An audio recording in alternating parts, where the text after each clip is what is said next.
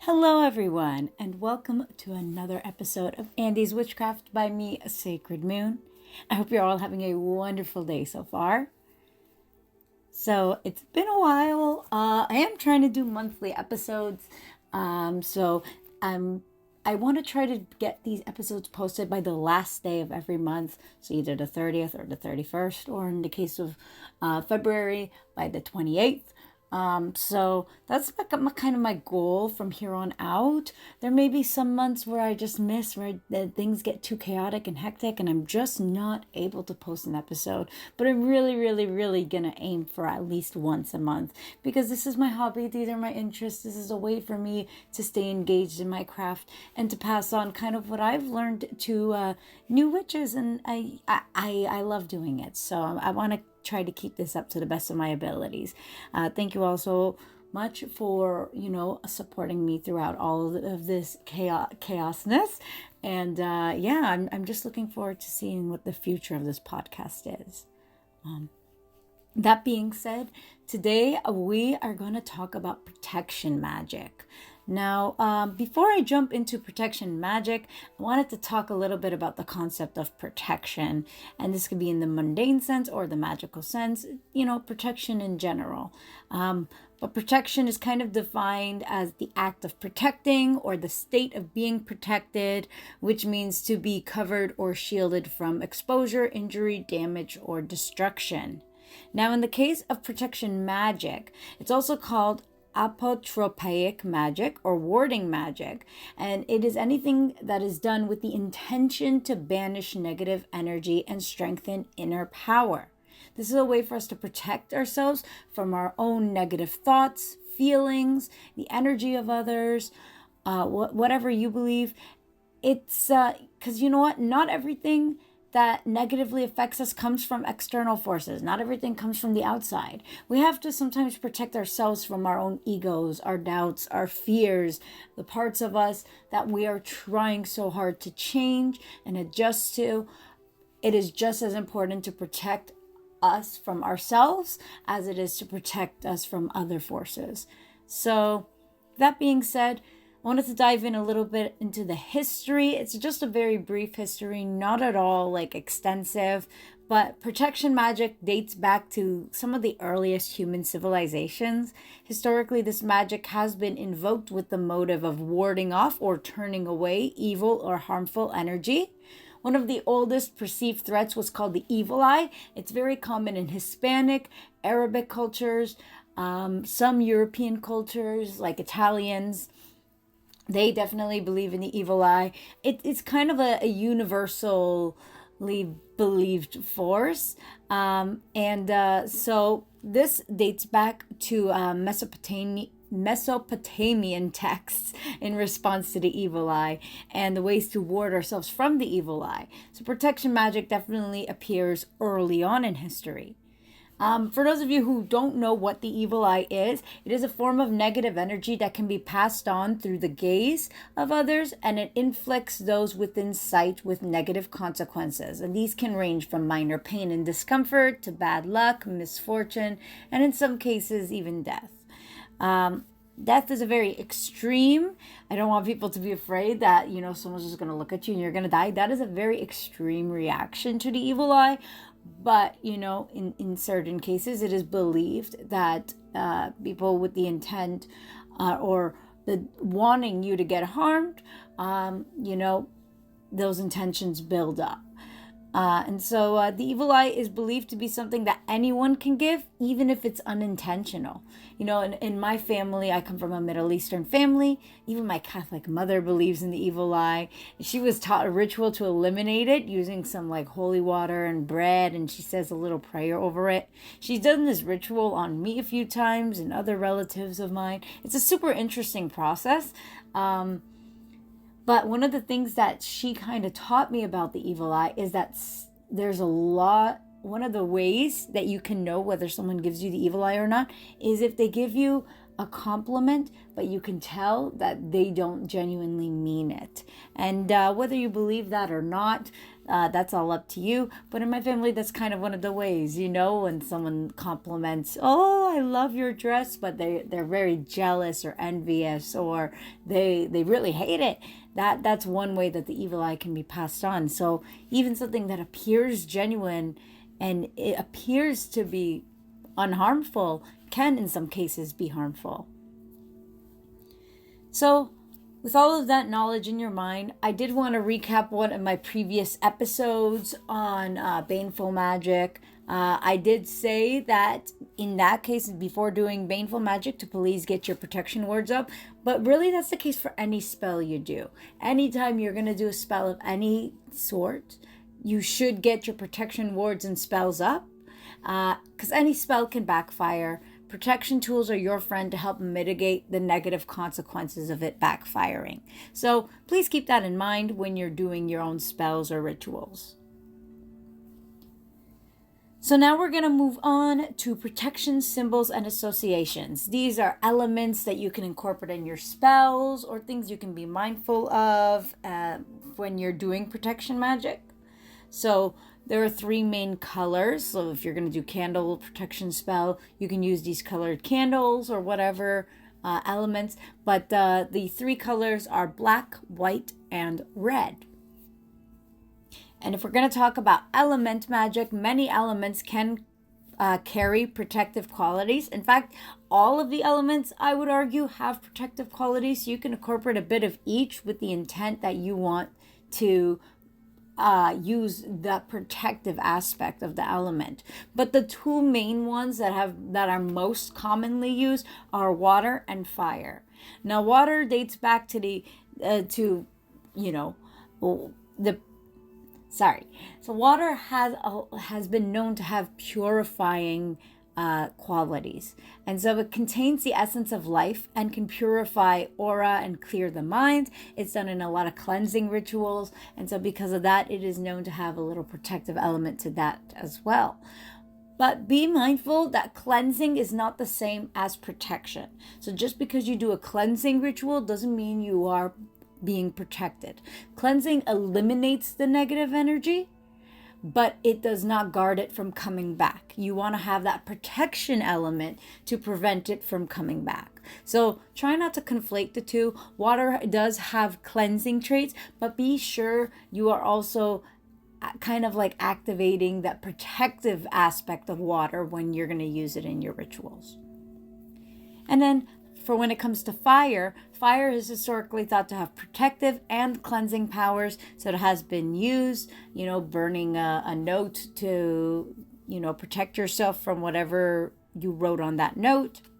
It has been commonly used in those cases. Candle magic, using the fire from the candle for it, that's protection. Moon phases. So there are 4 phases of the moon that are known to be good for protection. But of course, you can do protection magic all year long, no matter what the phase of the moon is. It's just if you want to use lunar energy, the 4 phases where the lunar energy is most protective and good for protection magic are the full moon, the waning moon, and this could be either gibbous or crescent, doesn't matter as long as it's waning, the new moon, and the dark moon.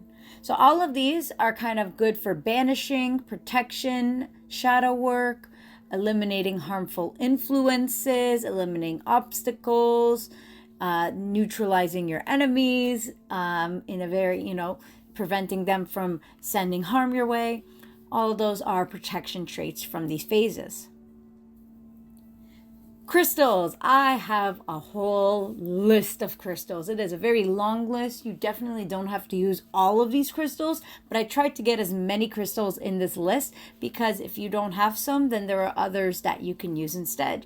So the crystals that have really good protection qualities are lapis lazuli, obsidian, smoky quartz, tourmaline, tourmalated quartz, turquoise, carnelian, fire agate, amber, amethyst, angelite, chrysoberyl, bloodstone, bogey stone, chiastolite, iron pyrite, jade, jasper, jet, kunzite, labradorite, malachite, petalite, sardonyx, starolite, sapphire, and tiger's eye. So all of those crystals you can protect are good for protection in different aspects too. Like for example, tiger's eye is really good for protection when you're traveling.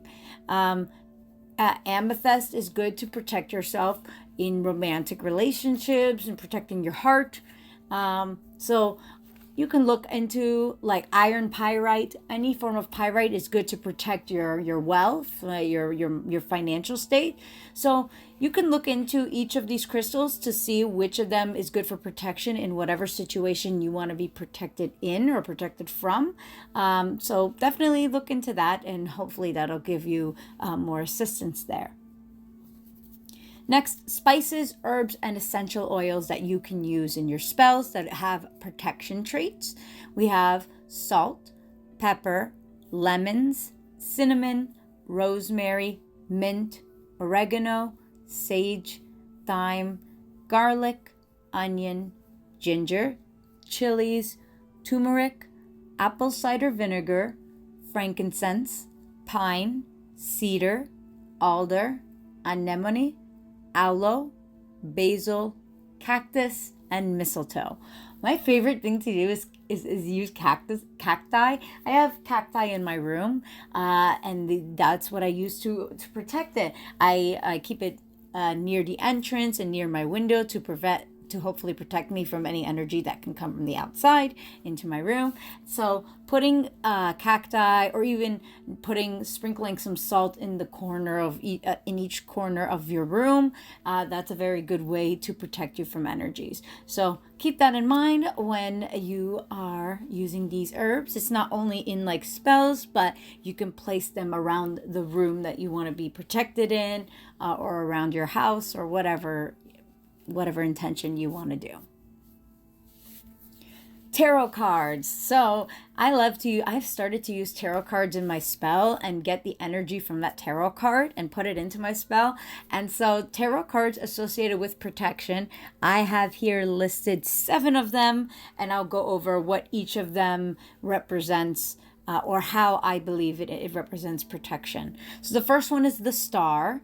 This represents angels and spirits watching over you. So if you have a guardian angel, guardian spirits, you want their protection, the star is your tarot card for that.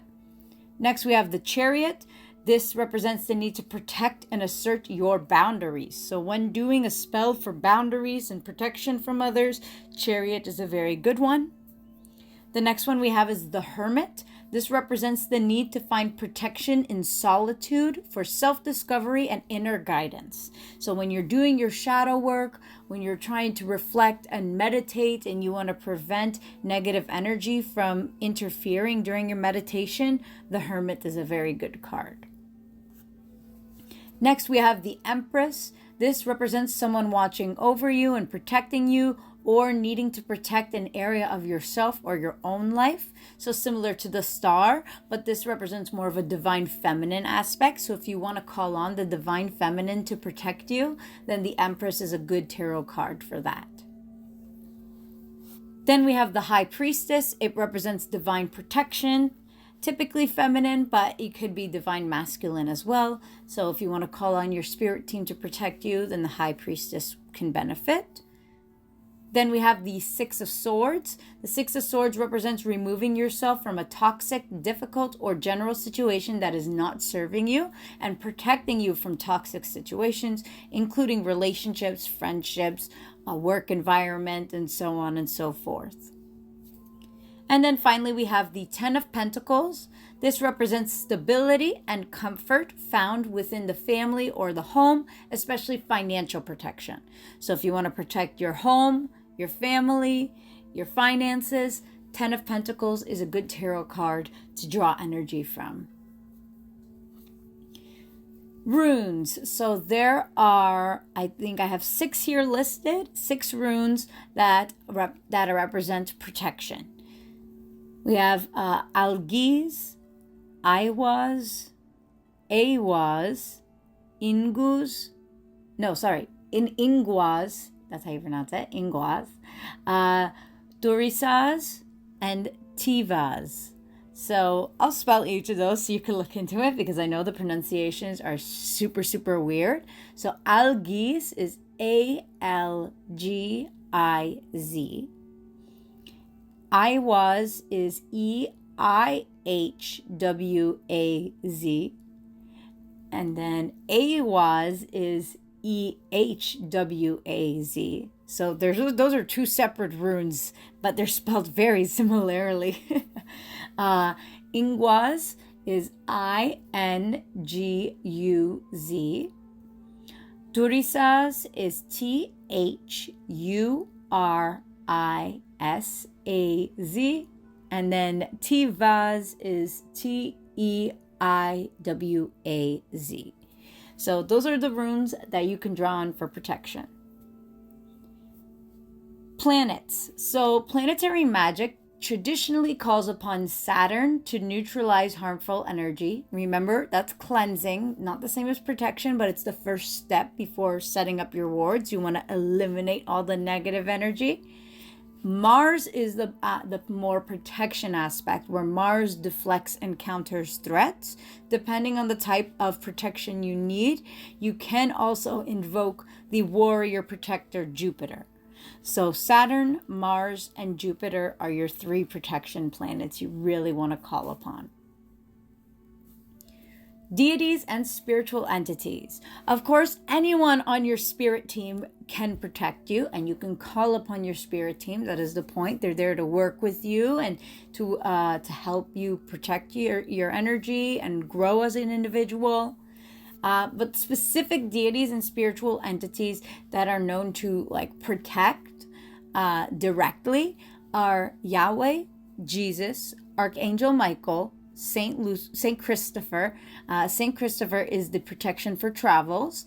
Bastet, Bez, Taweret, Hathor, Anubis, Brigid, Soteria, Zeus, Hera, Isis, Hathor, Demeter, Artemis, Apollo, Kali, Mahakala, and Avalokiteshvara.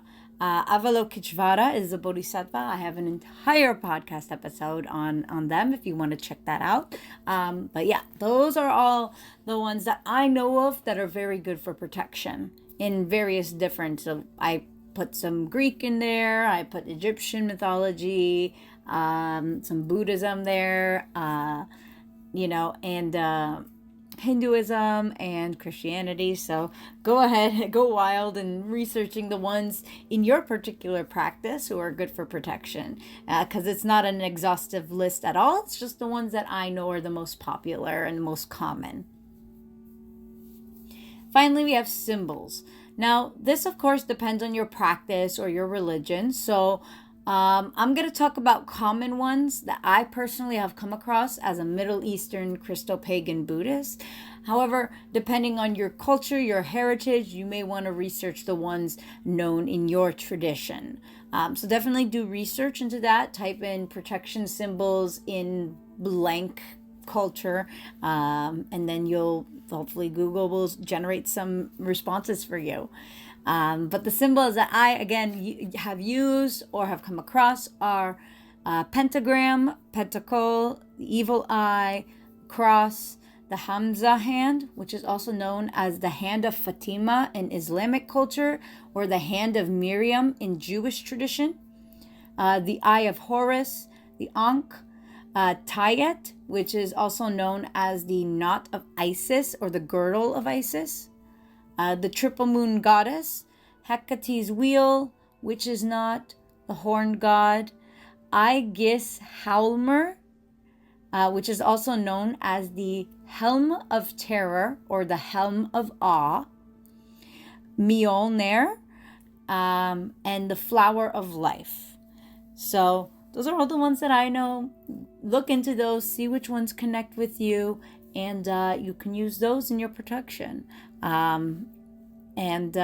So definitely give that a try.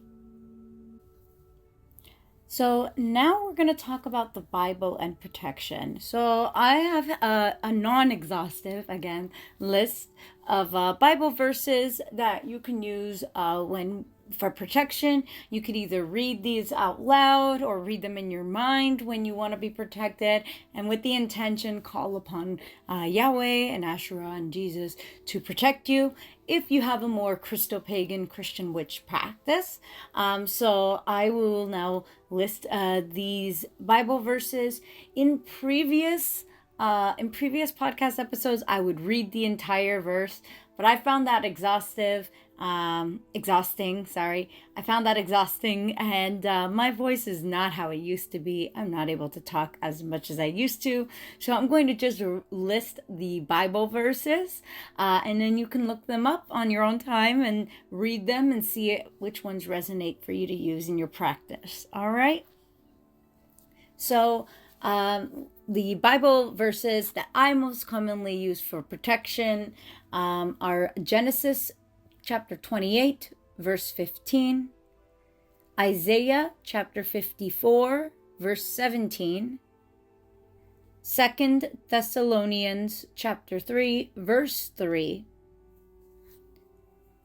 2 Timothy chapter 4, verse 18, 2 Samuel chapter 22, verses 3 to 4, Ephesians chapter 6, verse 11, Proverbs chapter 4, verse 6, Proverbs chapter 30, verse 5, Psalm chapter 91, verse 4, and Psalm chapter 119, verse 114. So those are all the common ones that I use to call upon the Holy Trinity for protection. Again, if none of those work for you and you want to try a different one, you can definitely do research on your own time and look into more. Those are all the ones that I have listed. And now I'm going to talk about protection in Buddhism. So Buddhism is also a part of my practice. I thought it'd be cool to dive into what Buddhists think about protection, because honestly, I'm still learning. I'm still a beginner Buddhist, and definitely have a lot to learn. So this was a really cool thing to research, So in Buddhism, many Dharma practitioners rely on Dharma protectors when they seek protection from fear. So when I talked a lot about how we want to protect us from ourselves, that's what Buddhism believes. We want to protect us from our own fear, our own insecurities, our own doubts. And so Buddhism definitely looks at that, and they rely on what's called Dharma protectors. So in the most basic terms, when we talk about protection in Buddhism, we have the 3 jewels of refuge. The Dharma, which is the Buddhist teachings, which help us stop all sources of suffering. The Buddhas, those who have achieved the end of suffering. And the Sangha, who are those that are learning the Dharma. Those are other Buddhists, lay people, or monks, and anyone who follows the Buddhist teachings. They're a part of the Sangha. So the 3 jewels are not omnipotent figures that save us from danger. They're not like external beings, but they're part of us. They indicate a path that, if followed, can lead us to achieve exactly what the Buddha achieved. And in this way, they protect us from suffering and problems. Now, nobody can eliminate our fear for us. They might be able to provide a safe space, a brave space, a calming atmosphere for you to do it, but it's up to us to overcome our own fears. This really puts the power and the control in our own hands, which can be healing for some people. It definitely was healing for me, which is what drew me to Buddhism in the first place. So if it's up to us, why do we want outside sources of protection? So when I said that Buddhists rely on Dharma protectors, what's the point of the Dharma protectors if it's up to us? Now, in general, people can't easily or naturally undertake internal practices to overcome their fears themselves. If we could do it on our own, we would have been able to do it. Nobody wants to suffer. Nobody wants to feel sad or depressed or anxious. Nobody wants that. So why does it happen? Most people need to have external protection. Most people need a place and a community that makes them feel safe enough to look within. And once people feel safer, then it's easier to access our own inner ability to overcome fear.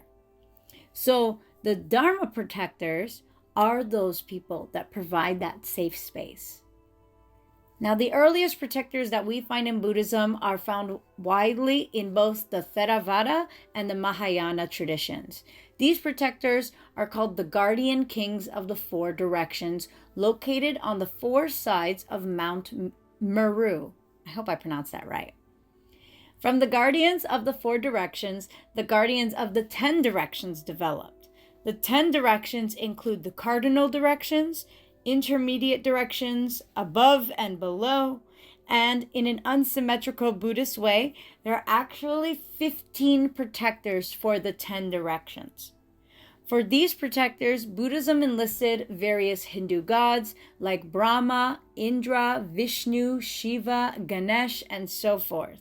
So some Buddhists do believe and follow the Hindu gods, and they do believe that they can provide that safe space for us to look within ourselves, to call upon their energy and their teachings to protect us from our own fears and insecurities. Now, Buddhist spiritual entities for protection include the Dharma protectors, who are also called Dharmapalas, the four heavenly kings, also known as Lokapalas, and those beings defend against obstacles of inner and outer threats. So examples of this are the wrathful deity Mahakala that I mentioned, and the compassionate Avalokiteshvara, also known as Guan Yin. And so the Dharma protectors never really take a central main position. They don't have control over everything and everyone. They are underneath a ruler, but that ruler is ourselves. So we take the central main position in our own lives, and we use these Dharma protectors to support us. They're beneath us, they're supporting us, holding us up, lifting us up, so that we can do the work, look within, and combat those fears, the insecurities, and the negative energies that we bring upon ourselves. Now, practices like reciting paritas, which are protection verses, also provide spiritual protection by confronting negative forces. And there are two main types of protector practices in Buddhism. Like the first one is called a protection circle, also known as the wheel of protection. These are found in all classes of the Tantra, but most developed in the Anuttara Yoga Tantra. Now, this creates a safe, protected space for deep self-transformation, and common forms of this wheel of protection include envisioning spheres of light, elemental platforms, earth, water, fire, wind, and space, Mount Meru, the flames of awareness, and Vajra tents. So you can envision those or, even gain access to them in various ways and be able to access that protection. More uncommon forms that are specific to the Anuttara Yoga are visualizing fierce figures arranged around us, recalling the ancient guardian kings of Buddhist temples. And those ones can be used. They're not most commonly used, but they are beneficial if you feel safer envisioning actual beings of protection. Now, the purpose of this is again to provide a sense of safety for intimate, transformative practice. And then the second type is the Dharma protectors. These are used only in the Anuttara Yoga Tantra and in the context of strong Buddha figures like Yamantaka. They function like fierce guardians, like watchdogs, protecting practitioners from internal and external obstacles. These practitioners make offerings to maintain a respectful relationship with them. But again, the the practitioners are the center of their own lives, and they are the ones who have control over whether they are ready to move forward in their healing journey or not. So to summarize, the key idea is that protector practices, whether creating protective environments, like physical environments using the wheels, or invoking fierce protector figures, are not about external magic, but about creating the inner conditions of safety and confidence needed to undergo the profound and sometimes frightening process of transformation on the tantric path. And now you can see how you can be a witch and a Buddhist, because Buddhists can call upon protector figures. Now, they're not going to treat them like gods. They're not going to worship them like other religions, but they are going to call upon them because these are enlightened beings who have that capacity to protect. They're beings that you can take guidance from and feel safe and loved. So now I'm going to talk about some tips for protection magic. I have 4 main tips, and so these are like general tips when starting your journey of protection magic. Number 1, you want to make sure you are creating strong shields and cleansing yourself of negative energy before setting up your protection wards. Again, like I said, you want to remove the negative energy first, because otherwise you're setting up the wards and you're basically locking that negative energy in. It can't get out, and nothing can get in, but it can't get out. So you're just stuck with that festering negative energy. So that's why you want to be sure to cleanse it. And that can be done through smoking with herbs, spraying spiritual waters, playing music or using sound bowls, or saying a mantra out loud. And my tip is, when you're doing it like in a home or in an enclosed space, be sure a window is open so that you can let that energy out, so it can physically exit the space. Number 2, focus on what you can control and create strong boundaries. You can't control whether someone chooses to hurt you or not, but you can control what boundaries you establish and whether you let that person into your life or not. Look at the mundane things you need to do to improve yourself first, and then turn to magic to deal with the rest. Number 3, intention matters. What's going to give your spells the real power is the belief that you are already protected and will continue to be protected. We create our own energy. So if you act like you have it, it's going to come, and if it's not already there. So when you're invoking it using mantras, you say, I am protected. I am sheltered. I am safe. Speak in the present tense like it's already there. And number 4, use a variety of resources and mix and match what you need. You guys can already tell I have a very eclectic practice. I'm very flexible. I will draw on Christian practices, pagan practices, Buddhist practices, and take what resonates with me. You know what resonates with you. You don't have to match any one practice to a T. You can take what you connect to and leave the rest. So those are my 4 tips. Again, even these tips, take it with a grain of salt. If you don't resonate with these tips, that's okay too. These are just my personal advice. If people are starting on their journey and they want to give things a try, that's my advice, and you can give it a try. And if it doesn't work, I'm not going to be offended. I'm not even going to know, do what you want. Finally, I want to end off this episode with ways to practice protection magic. These are just various rituals and ideas that you can use to engage in protection magic, things that I do. So here we go.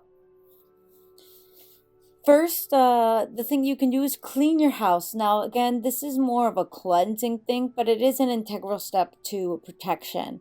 So it should be generally a space where you spend most of your time, the space where you feel threatened, or the area that the threat is coming from. This will help dispel negative energies that may be culminating. To do this, you can use water, salt, incense, candles, bells, music, sage, whatever you prefer. But again, this is just a cleanse and it's not an integral step to protection. Now, number 2, tap into the healing properties of herbs. So herbs are really good protection.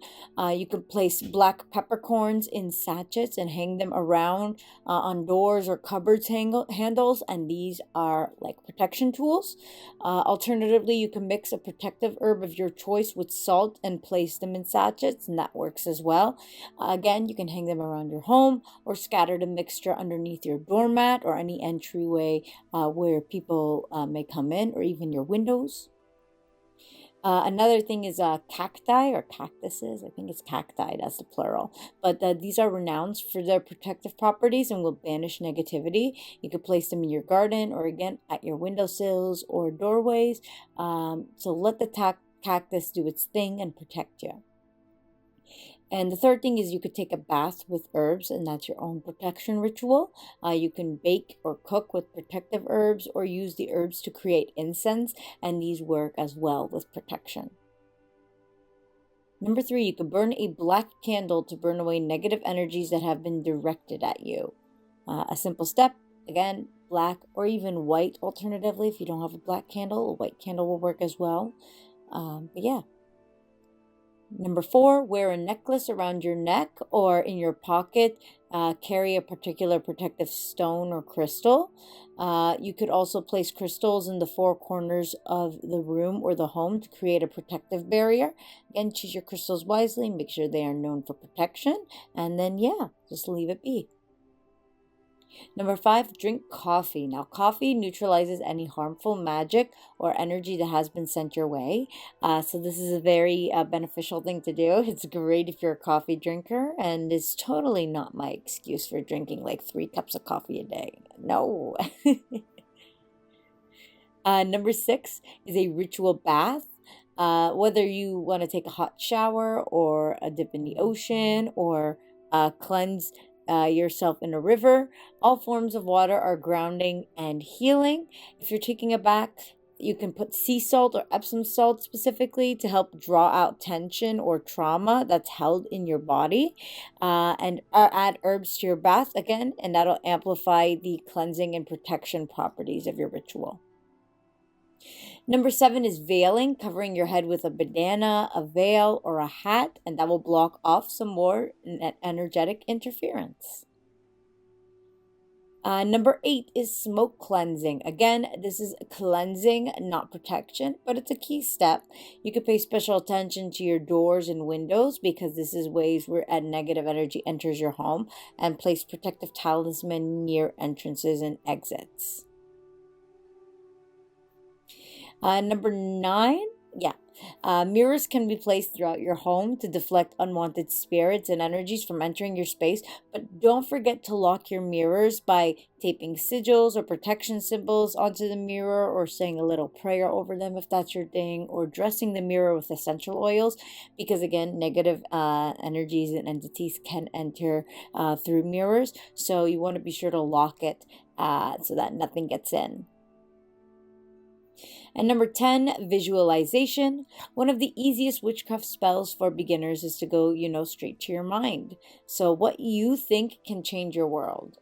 You can picture a classic white light of protection, and that's a great way to visualize it. Or imagine the protective energy in whatever way makes you feel safe and comfortable. So this could be a good childhood memory. This could be your favorite stuffed animal, your favorite blanket, or whatever.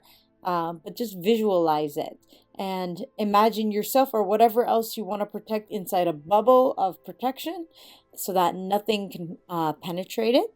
And you can pair it with a simple chant for unwanted power. You can repeat a mantra like, I am protected, I am safe, and repeat it as many times as you can until you actually feel protected and safe. And number 11, maintain your boundaries. Again, boundaries is crucial to protection. Learn to be assertive, learn to say no. There's nothing wrong with it, and it's perfectly healthy. So that's everything I have for this episode. Seems pretty short and sweet, but again, hopefully it helps. And feel free to do additional research to see what works for you. But yeah, if you like this episode, if you're listening on YouTube, give it a like and a subscribe. If you're listening on Spotify, consider following it for future episode updates. Additionally, you can follow me on social media. I'm not super active these days, but I hope to get back into it once school slows down a bit. But those links will be in my link tree below. So you can follow me on Instagram and TikTok. You can shoot me an email as well to get in touch with me. My email is andyswitchcraft@gmail.com, and that'll be wonderful. I'd love to hear from you. Alternatively, you could join my Discord server called Crystal Caverns. That link is in the link tree below. And yeah, you can join and connect with like-minded witches, ask questions, and gain advice. And it's just a great place to build a community. You could also book a reading with me. You book it through the Goldie webpage that's in my link tree below. And then you pay via PayPal. All payments are in Canadian dollars. It'll be a great way to support me financially. So if you can do that, I would love that. Thank you very much. But if not, your support, you're just listening, and your support and cheers from afar help me as well. So thank you so much for that. And finally, you can recommend a podcast episode if you'd like a podcast episode in the future. That link is in the link tree below. Just give me a recommendation and I'll get to it hopefully when I get to it. So yeah, I'm always looking for ideas. And yeah, I'd love to hear from you. That's everything I have for today. Thank you so much for listening again and supporting me. I appreciate every single one of you. So with that being said, have a wonderful day, a week, month, and year. Okay, side note at the end. Yeah. So I was like trying to look back at where my podcast episode was of Avalokiteshvara, since I made reference to it earlier. And I was like, yeah, I'll just link it so that they know. And it turns out I never did make a podcast episode on them. No. I mixed them up with Jizo. I realized I put that on my list of to-do podcast episodes I hope to do in the future, but never actually did the podcast episode. So ignore that and stay tuned for maybe sometime soon I'll have a podcast episode on them. We'll see. Thanks, everyone.